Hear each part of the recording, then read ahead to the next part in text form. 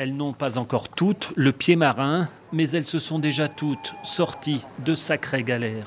Pour des jeunes filles qui ont connu de très graves difficultés, elles ont eu des troubles des conduites alimentaires, elles ont pu être suicidaires, elles ont pu connaître du malheur dans leur famille.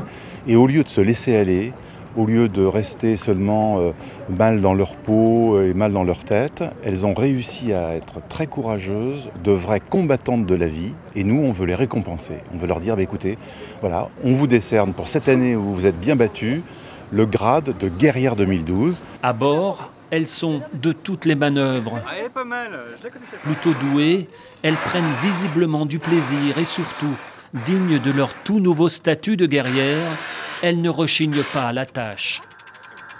On apprend à naviguer les rudiments, les bases de la navigation. Et en même temps, voilà, c'est vraiment des moments partagés avec les autres guerrières, les capitaines de bateaux qui nous accueillent hyper gentiment. Une dizaine de voiliers forment cette flottille de l'amitié qui n'hésite pas à multiplier les escales pour prendre le temps d'effacer en profondeur les mauvaises traces de la vie. Après avoir été parfois déprimé au fond du gouffre, aujourd'hui on se sent libre. Et là la mer c'est propice à ça, à cette liberté, quoi, ce sentiment de liberté qu'on peut ressentir quand on n'est plus malade, quoi. Parce que c'est vraiment une prison qu'on s'impose nous-mêmes.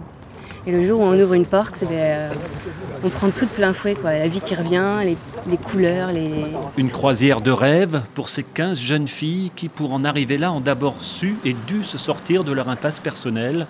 Une croisière de 4 petits jours pour finir d'effacer un douloureux vécu et plonger enfin, insouciante, dans le grand bain de la vie.